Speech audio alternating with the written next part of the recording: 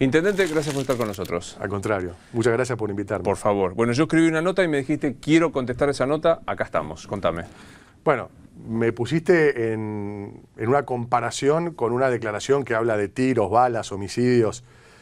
Me parece que es excesivo, aunque debo reconocer que palabras como militantes vinculados con la justicia y blindaje hacen ruido. No fue una declaración feliz para explicar algo que tengo mi íntima convicción y la historia avala respecto a la importancia que los miembros del más alto tribunal tengan una estructura, una formación y una participación política sustancial. Voy a tratar de citártelo más textualmente y me corregís si me equivoco. Vos dijiste, tenemos que poner en el tribunal, en la corte, militantes que defiendan nuestras conquistas, que no sean cobardes, creo que fue la explicación. Que no usé ese término, pero... Que se jubilen a los 75 años y que defiendan nuestro modelo. ¿Estás arrepentido? ¿Querés cambiar algo de la frase? Bueno, fue poco feliz, lo reconozco. No fue una conferencia en el aula magna de la Facultad de Derecho, fue un acto militante, pero es un aprendizaje para mí que en un momento donde además estoy caminando la provincia para pelear por la gobernación, hay que tener mucho cuidado cuando uno plantea un tema además tan sensible como es la cuestión de la justicia. Definitivamente estoy convencido, y lo ratificó el propio presidente de la Corte ayer cuando inició el año judicial, que tenemos un nivel de rechazo histórico de la ciudadanía al sistema judicial. Porque la justicia está lejana, porque tiene privilegios que hoy no tiene nadie, no presentan declaraciones juradas, no pagan ganancias, no tienen auditoría, tienen cargos vitalicios, y eso entiendo que es de una época terminada.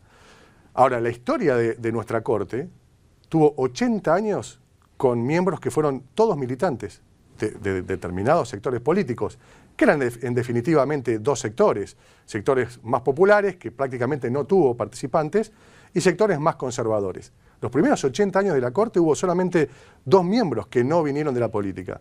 Estoy hablando de gobernadores, intendentes, presidentes de la Nación. Figueroa Alcorta fue presidente de la Nación y fue presidente de la Corte. Luis Sáenz Peña.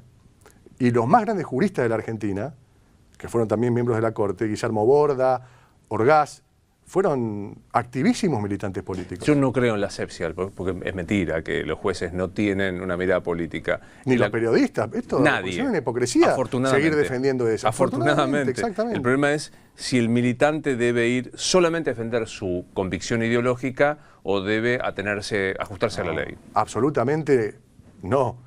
Es como lo comparo con un intendente, salvando las distancias.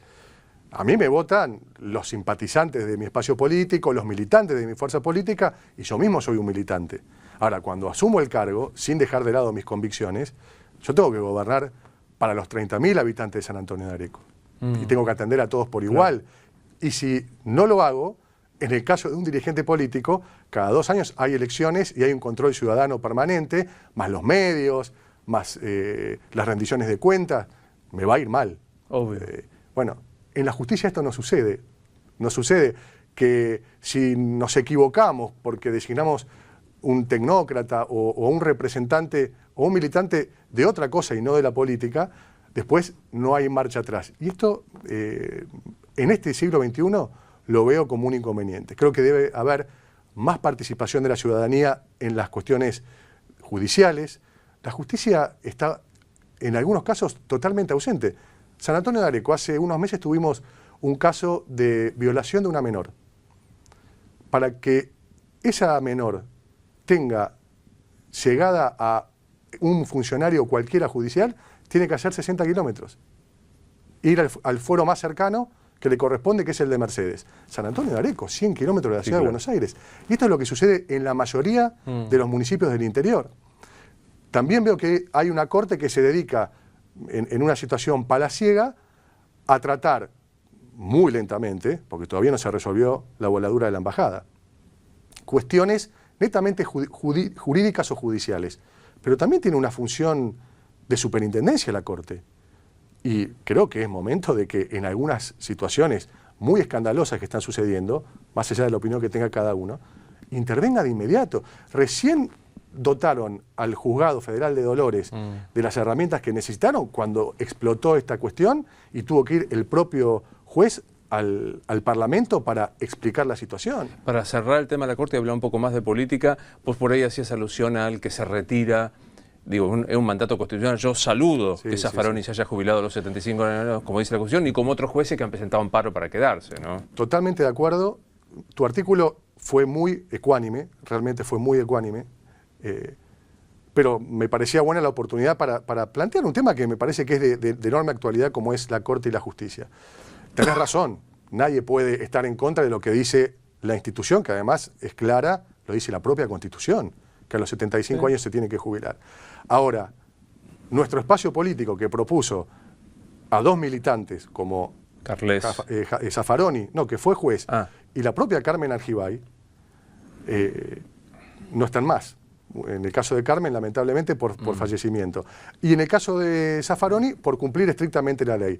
Ahora, estamos en desigualdad de condiciones y nosotros hacemos un esfuerzo por cumplir los mandatos institucionales y del otro lado hay jueces de la Corte hoy que están absolutamente atados a los designios del Poder Ejecutivo que resolvió no apelar una medida cautelar para poder seguir en sus funciones. ¿A quiénes te referís? A Hayton. Hayton te parece que responde al gobierno. Pero, ¿cómo hizo para mantenerse? Presentó un amparo que no fue apelado. Bueno, eso es un acuerdo político, ¿no? Tampoco seamos hipócritas con eso.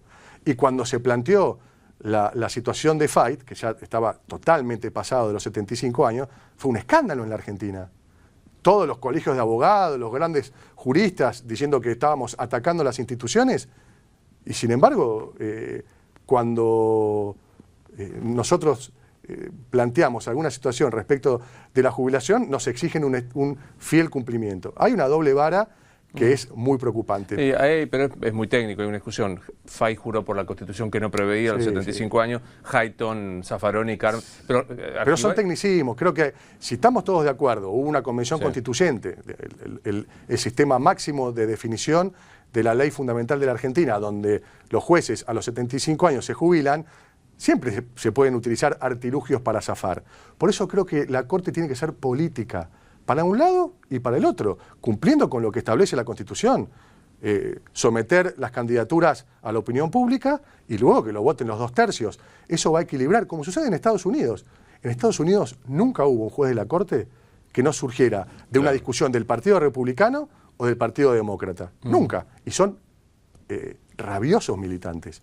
Y es una de las mejores cortes del mundo. Y entonces, digo, sabiendo que no es abogada, tampoco podría ser titular de la Oficina Anticorrupción, ¿entenderías que Macri propusiera a Laura Alonso para la Corte? Entendería que lo proponga a Federico Pinedo. O entendería que el peronismo federal lo proponga a Rodolfo Urtubey o al mismo Miguel Pichetto. Hoy tenemos dos jueces de la Corte, que uno fue intendente y ministro de Justicia de Néstor Kirchner y convencional constituyente, que lo debes conocer muy bien. Y otro que de senador nacional pasó a la Corte. Y son los dos mejores jueces, creo yo, que tenemos, porque tienen estructura política. ¿Pues sí que hoy la Corte es pro? No. No, hoy hay una... ¿Quién es la autoridad judicial hoy? ¿La Corte o Comodoro Pi?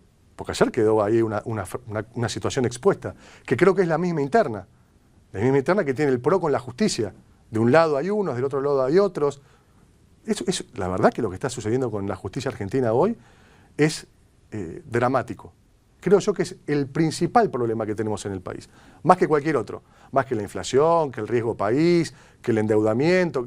El gran drama que tenemos es el mal funcionamiento de la Corte, donde cada uno hace su posición personal tecnócrata y no hay una institución máxima judicial que ordene para abajo y defina doctrina, porque la Corte es parte del gobierno. Como decía el maestro Marienhoff, el gobierno son las tres jurisdicciones, el Ejecutivo, el Legislativo y el Judicial, pero es parte del gobierno.